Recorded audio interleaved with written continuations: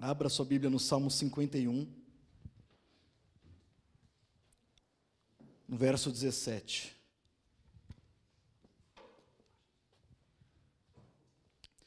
Salmo 51, verso 17. Na minha tradução diz assim: o verdadeiro e aceitável sacrifício ao Eterno é o coração contrito. Um coração quebrantado e arrependido jamais será desprezado por Deus. Pode sentar.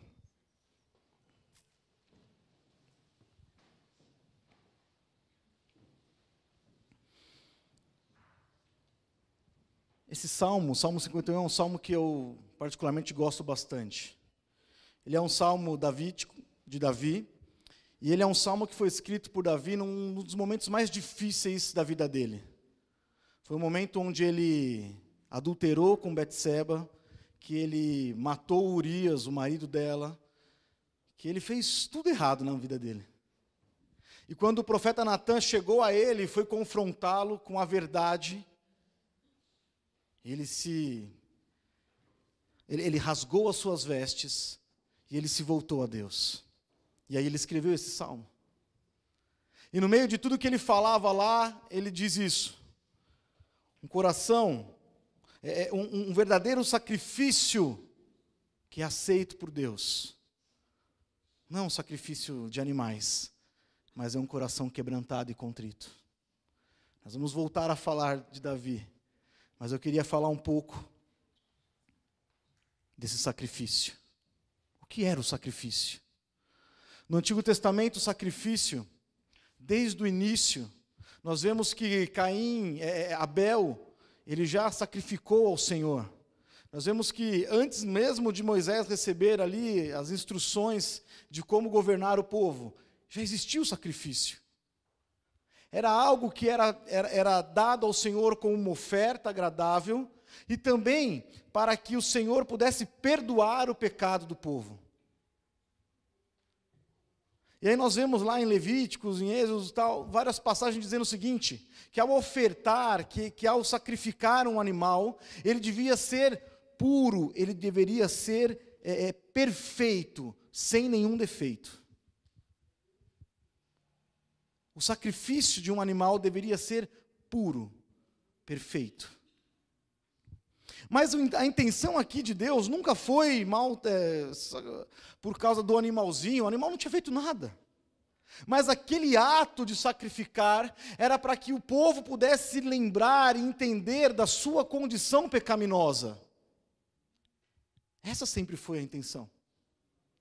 Só que com o passar do tempo, o que aconteceu é que esse povo se esqueceu do motivo verdadeiro de um sacrifício. E aí eu estava escrevendo isso e eu lembrei de algo que nós falamos lá no último retiro. Eu dei um exemplo de um estudo que fizeram com 4 macacos, colocaram eles lá numa jaula, colocaram lá uma banana lá em cima lá da jaula, e toda vez que um tentava subir, os outros tomavam lá uma ducha de água. Isso correu durante um tempo. E aí até que quando um deles, ia subir para pegar lá, os outros pegavam ele e davam porrada nele, não deixavam ele subir, porque senão eles iam tomar uma ducha de água fria. E conforme passou o tempo, mais nenhum dos 4, tentava pegar aquela banana. E aí o que eles fizeram foram trocar um macaco por um outro, que não sabia dessa história toda, e quando esse macaco foi inserido ali naquele lugar, a primeira coisa que ele quis fazer foi pegar a banana. E na hora que ele tentou pegar a banana, os outros 3 bateram nele.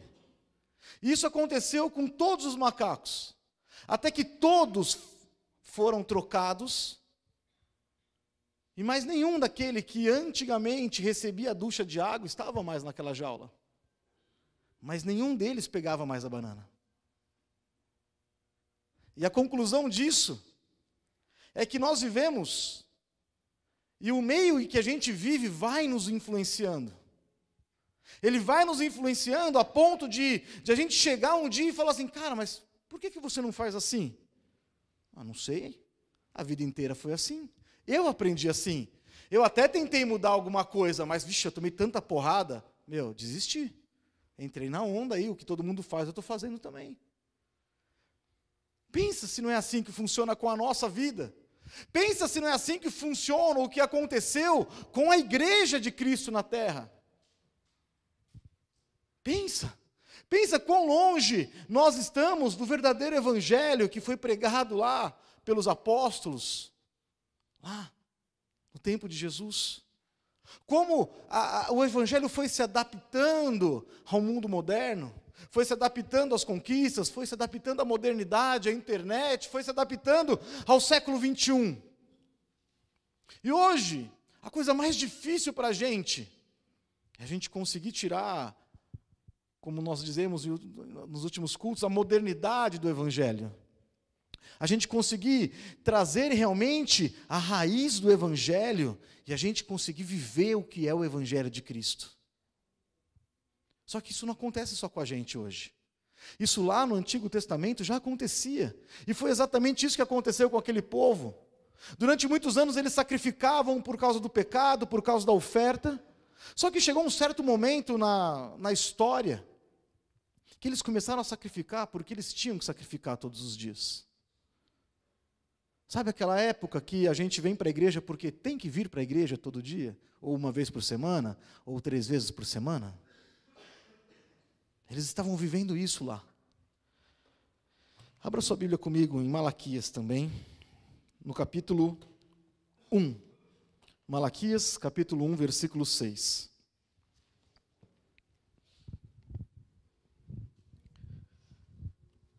Diz assim: o filho honra o seu pai, e o servo o seu senhor. Se eu sou pai, onde está a honra que me é devida? Se eu sou o Senhor, onde está o temor que me devem? Pergunta o Senhor dos Exércitos a vocês, sacerdotes. São vocês que desprezam o meu nome. Mas vocês perguntam: de que maneira temos desprezado o teu nome? Trazendo comida impura ao meu altar. E mesmo assim ainda perguntam: de que maneira te desonramos? Ao dizerem que a mesa do Senhor é desprezível. Na hora de trazerem animais cegos para sacrificar, vocês não veem mal algum. Na hora de trazerem animais aleijados e doentes como oferta, também não veem mal algum. Tentem oferecê-los de presente ao governador. Será que ele se agradará de vocês? Será que ele os atenderá? Pergunta o Senhor dos Exércitos. Imagina um povo, o povo que passou por poucas e boas, que foi levado de um lado e para o outro. E eles seguiam as mesmas leis que seguiam Moisés, que Moisés seguiu lá no começo. Só que na cabeça deles, conforme ia passando o tempo, conforme ia passando o juiz, rei, etc, etc, aquilo se tornou só uma lembrança do passado. Olha, um dia alguém falou que a gente precisava fazer isso todos os dias. Então, todos os dias, alguém vai lá no santuário, lá no templo, e oferece lá um animal. Só que esse animal já não custava mais nada para eles. Existiam pessoas que vendiam os animais ali na porta do templo. Eu olhava no meu rebanho e falava o seguinte: bom, cara, eu tenho um aqui que é muito bom. Ele acabou de nascer, esse aqui vai ser o garanhão, esse daqui vai me gerar dinheiro, vai me dar lucro. Então eu vou dar esse manco aqui. Pô, nem sei por que eu estou fazendo isso mesmo. Eu nem sei por que eu vou lá, então eu vou dar qualquer um. Eu sei que eu preciso dar. Eles estavam dando de qualquer maneira, entregando uma oferta ao Senhor, sacrificando ao Senhor de qualquer jeito. Só que o nosso Deus não muda. Ele é o mesmo. E Ele não aceita qualquer sacrifício. Como Ele não aceitava um sacrifício de um animal manco naquela época, Ele não aceita o nosso sacrifício de qualquer jeito. Hoje, a gente não precisa mais matar um animal para sacrificar e para pedir perdão, para oferecer ao Senhor. Porque foi nos dado um cordeiro imaculado. Jesus Cristo, Ele morreu na cruz. E porque Ele morreu na cruz sem pecado, Ele levou os nossos pecados com Ele. E nós não precisamos mais ofertar um animal, sacrificar ali. Mas Davi, há muitos anos antes, já tinha entendido o que o Senhor queria. O Senhor não queria um animal. O Senhor queria um coração voltado a Ele. O maior sacrifício que nós podemos entregar ao Senhor essa noite é o nosso coração. Não existe outro sacrifício. Ah, mas eu vou passar a noite inteira na Paulista hoje. Isso é um sacrifício? Depende do ponto de vista. O sacrifício de dormir, sim, é um sacrifício. Mas para Deus, não é um sacrifício. Para Deus, nós estamos cumprindo o chamado do ID. Ah, mas eu vou no Game Over, eu fui ontem, putz, demorou, fui hoje, vai demorar de novo. Tá, isso também não é um sacrifício. Cara, sacrifício é o que sai do teu coração. Sacrifício é aquilo que dói quando você arranca. Está dentro de você. Voltando à história de Davi. Davi, em um certo momento do seu reinado, que ele já tinha ganho muitas batalhas, muitos reinos, ele resolveu ficar em Jerusalém. Ele falou, não, eu não vou. Essa guerra é muito baba, eu não vou ir. E quando ele chega e ele continua ali, ele dá um espaço tremendo para que Satanás pudesse entrar na cabeça dele. E aí ele olha lá de uma janela lá e vê Betseba, linda, blá, blá, blá. E naquele momento ele permite que aquele sentimento entre dentro dele, entre no coração dele. E ele se desvia totalmente do Senhor. E para nós resumirmos a história dele, quando o profeta Natan chega e vai confrontá-lo, vai falar, peraí Davi, aconteceu alguma coisa aí. Ele tinha duas possibilidades, e são as mesmas possibilidades que nós temos ainda hoje. A primeira possibilidade era negar. Falar, não, eu não. Imagina, eu sou pastor. Imagina, eu toco no louvor. Imagina, eu faço teatro. Imagina, eu vou para a igreja 3 vezes por semana. Eu não. Não, eu não tenho esse sentimento. Não, eu não tenho inveja. Não, eu não tenho ciúmes. Não, eu sei lá o quê. Não, eu sou tudo bem. Para mim não tem nada, não. E a segunda opção que nós temos, como Davi teve, era se achegar ao Senhor. E falar, Deus, eu pequei contra o Senhor. E somente contra o Senhor. Sabe qual é a maior diferença entre essas duas opções? A primeira, ela vai nos afastar totalmente de Deus. Quanto mais nós negarmos, quanto mais fechado nós estivermos, quanto mais o nosso coração não estiver contrito e quebrantado, mais longe de Deus nós estaremos, mesmo participando de todos os cultos da igreja. Vocês conseguem entender isso que eu quero dizer? Não importa estar aqui, onde está o teu coração? Porque se o seu coração não estiver aqui, com todo respeito, você está perdendo o seu tempo essa noite aqui.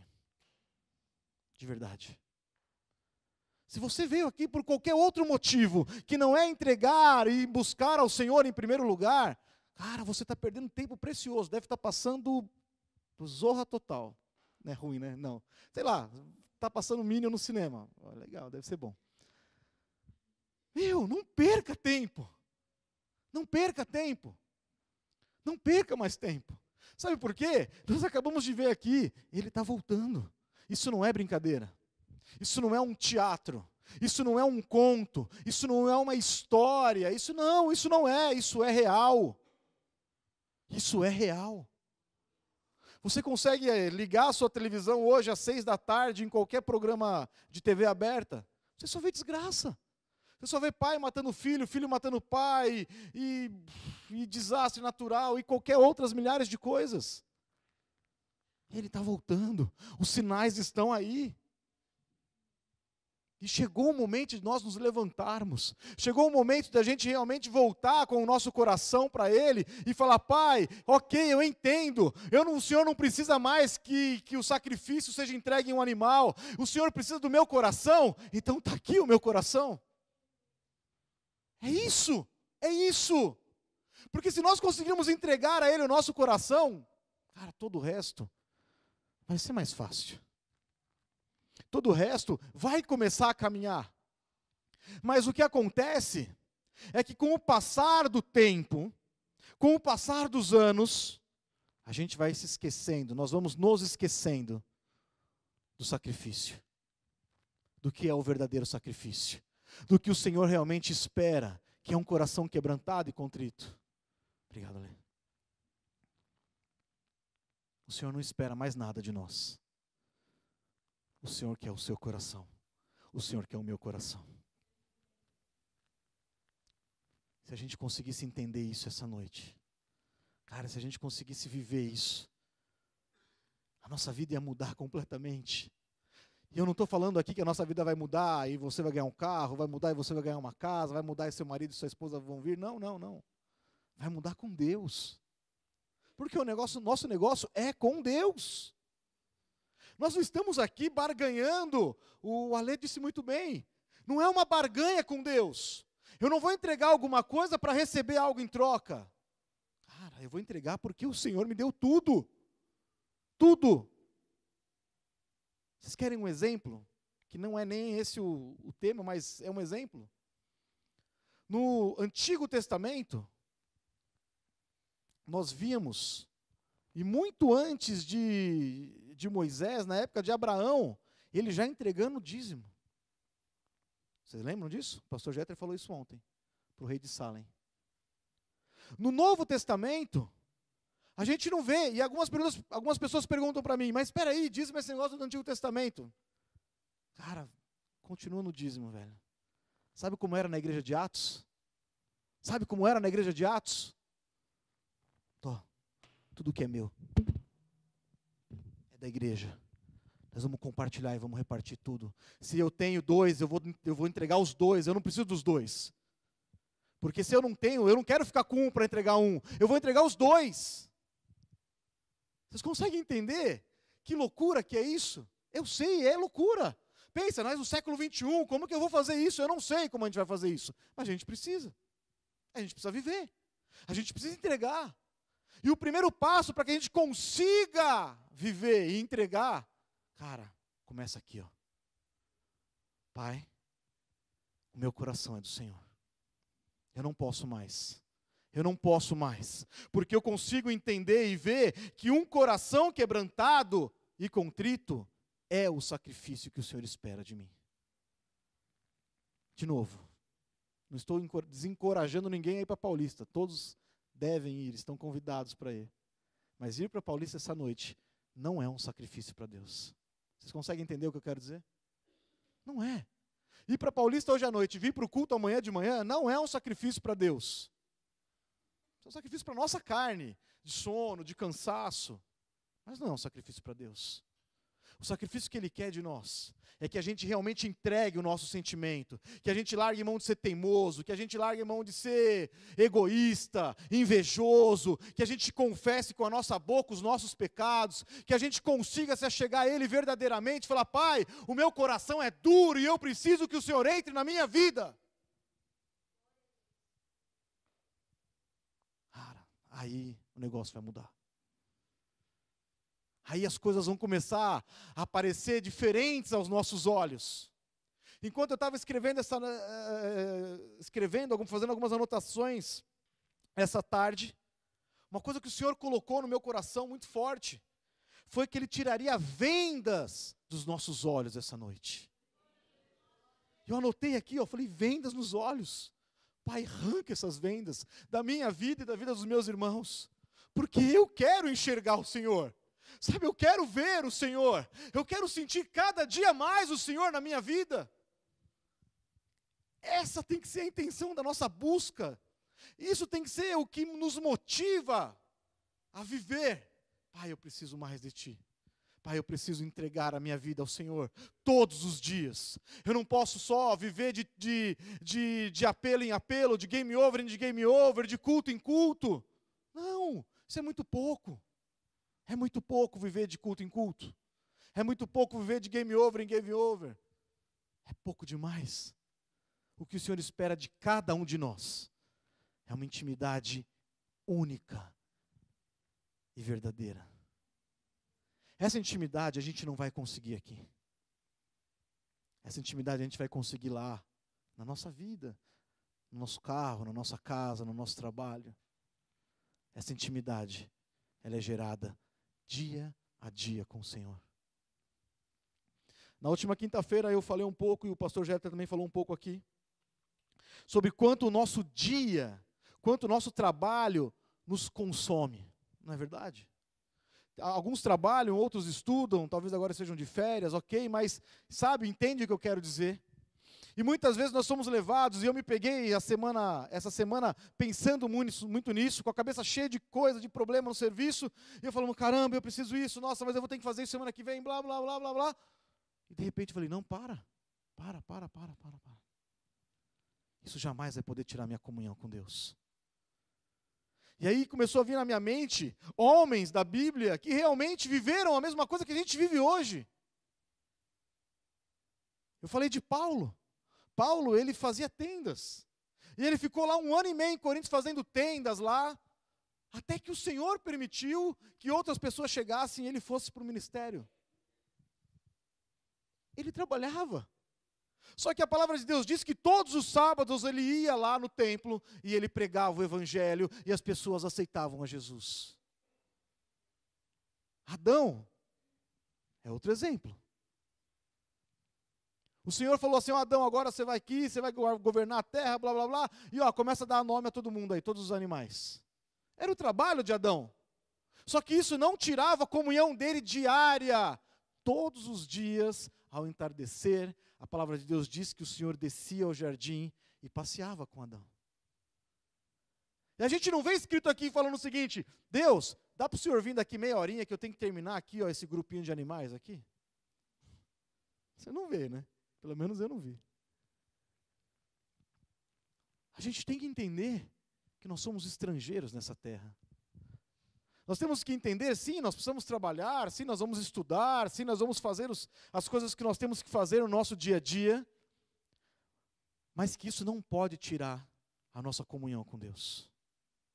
Sim, nós vamos casar, sim, nós vamos ter filhos, mas isso não pode tirar a nossa comunhão com Deus. Vocês entendem? O negócio é muito mais embaixo. Esse negócio de viver superficialmente já não dá mais. Ele está voltando.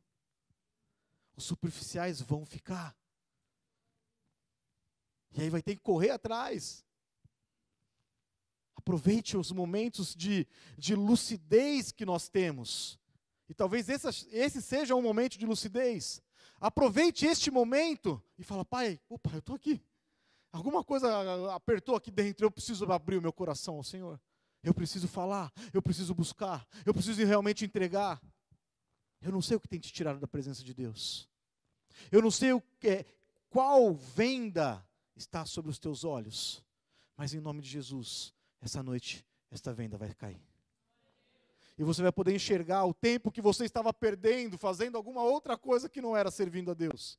O tempo que você estava perdendo, buscando em seu coração, tendo foco em coisas que não eram do Senhor. Sendo obstinado, essa é a palavra certa. Obstinação. Obstinação é, eu quero, eu vou. Não, cara, vai dar errado. Não, eu quero, eu vou. Não, mas não faz isso. Não, mas eu vou. Vocês conhecem, já passaram por isso? Ou conhecem alguma situação dessa? Isso é obstinação. Não, eu quero, eu vou. Aquilo está cravado na cabeça. Você tem um cabresto aqui na sua cabeça, assim, você nos olhos, e não consegue enxergar mais nada para os lados. Isso vai cair em nome de Jesus. E nós vamos conseguir olhar e ver a nossa realidade. E quando nós olharmos a nossa realidade,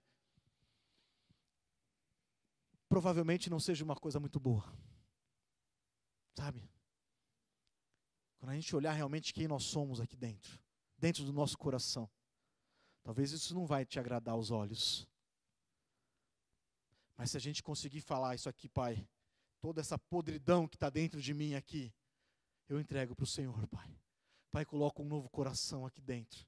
Um coração maleável, um coração que está voltado ao Senhor, disposto a ser quebrantado e contrito em todo o tempo. Eu imagino, e aí eu agora imagino, a alegria de Deus nos céus agora, olhando para nós e falando, olha lá, será que essa noite eu vou conseguir encontrar 2, 3, 1 dúzia, 50, que realmente vão abrir o coração para mim, e eu vou poder entrar e transformar, e usar, e fazer tudo o que eu tenho que fazer? Cumprir o meu propósito? Quantos estão dispostos para que o Senhor cumpra o propósito dele em nossas vidas, em suas vidas? Cara, talvez esse propósito não seja bom para você, não seja bom para mim, mas é o propósito de Deus. A gente não precisa entender o propósito, a gente precisa cumprir. É o propósito dele. Eu comecei a ler e eu nem sei o que vai dar isso, talvez ainda dê em alguma outra pregação sobre Abacuque. E eu li bastante, estudei um pouquinho sobre ele lá. E uma das coisas que mais me chamou a atenção é que Abacuque, como um profeta, ele foi diferente dos outros profetas. Não existia uma palavra, eis que o Senhor te diz, ó cidade de blá blá blá, ó rei blá blá blá. Não. Abacuque, ele estava ali numa torre de vigia, e ele olhava Judá, ele olhava ali o povo, e ele via a desgraça do povo, ele via como o governo era corrupto, ele via como a igreja daquela época era corrupta, ele olhava aquilo tudo, e ele virou para Deus, na sinceridade do coração dele, e disse o seguinte: Deus, até quando nós vamos ver isso aqui? Até quando eu vou ver isso daqui? E uma das várias coisas que Deus diz para ele é que o homem de Deus vive pela fé, não vive por aquilo que olha. E no final do livro lá, nós vemos talvez uma passagem mais bonita e poética da Bíblia, onde ele fala: olha, ainda que a figueira não dê, ainda que mesmo assim eu vou louvar ao Senhor. Mesmo que tudo caia, mesmo que nada, eu não tenho absolutamente nada, mesmo assim, eu vou louvar ao Senhor. Mesmo assim, eu não vou me afastar do Senhor. Mesmo assim, eu confio em Ti. Se o Senhor está abrindo os nossos olhos, entenda o privilégio de nós vermos alguma coisa errada em alguém ou em alguma situação, não é porque nós somos privilegiados ou somos bons, não. É porque nós precisamos orar.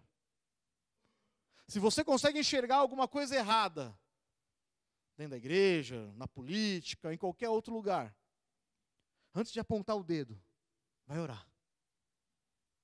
Porque se Deus nos mostrou, é para que a gente tome uma posição. E a posição que a gente tem é de interceder.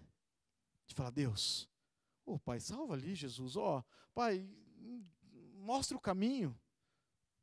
Não é de sair falando. Não é de... Uma das coisas que a gente falou lá no nosso último retiro foi sobre autoridade. E toda autoridade constituída, toda autoridade na terra é constituída por Deus. Está escrito na Bíblia. Certo? Tá bom. Isso significa que a Dilma é uma autoridade instituída por Deus.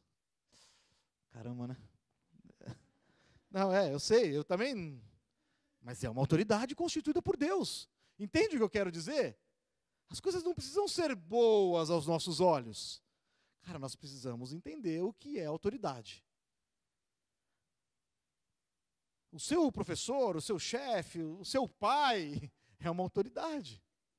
Eles são autoridades. E nós precisamos entender o nosso papel e cumprir o nosso papel. Viver realmente o que o Senhor espera de nós é difícil. Mas sabe por que é difícil? Porque nós estamos que nem aqueles macaquinhos lá já. Nós já não sabemos mais o que está acontecendo. Nós só simplesmente sabemos que é assim que funciona. E aí, se a gente for tentar descobrir realmente por que eu não posso mais subir lá e pegar uma bananinha, talvez a gente vai apanhar um pouquinho. Talvez você vai apanhar lá fora. Quando você chegar e falar assim: olha, é o seguinte... Eu sei, eu sou cristão aí há bastante tempo, mas a minha atitude estava errada e agora, a partir de hoje, eu vou mudar. Talvez você apanhe bastante lá fora. Talvez você apanhe bastante até aqui dentro. Mas essa é a sua posição com Deus. Não é a sua posição com homens. O Senhor tem que... Isso só vai acontecer com a gente se nós tivermos intimidade com Ele. A intimidade que nós tivermos com Deus é que vai nos guiar e nos levar a um lugar diferente com Ele. Porque se nós não tivermos isso daqui, isso pode entrar aqui na mente, fazer todo o sentido do mundo, mas isso não vai gerar nada no coração. Eu posso entender que é verdade. Eu posso entender que esse é o caminho. Cara, mas se eu não estiver ligado com Deus, isso não gera mudança no coração. E o que o Senhor espera de nós é um sacrifício verdadeiro. E esse sacrifício é um coração quebrantado e contrito. Feche seus olhos.